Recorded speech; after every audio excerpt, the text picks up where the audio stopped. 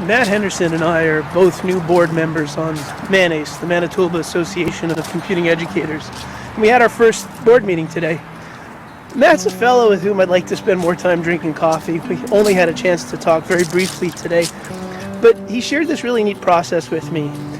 He's a social studies teacher, teaches high school, and in his social studies classes, he gives the kids a question or a series of questions, like let's say in Canadian history, and I'm making this up, but let's say compare the arrival to the New World from the perspective of the new settlers and the First Nations peoples that were here first.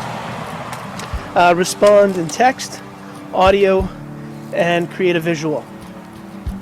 And he has the kids in groups of 3. I like that, groups of 3, because I think 3 is a working group, and more than that is a social occasion.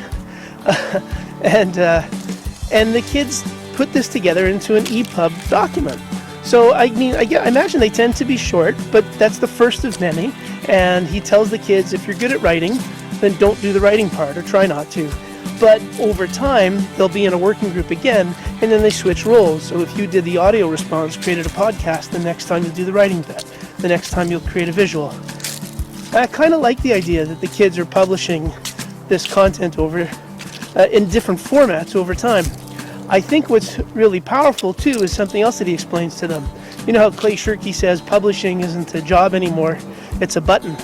Well, what Matt teaches his kids is publishing by hitting a button is very different than publishing to get a book published, say, on Amazon, which is another thing he gets his kids to do.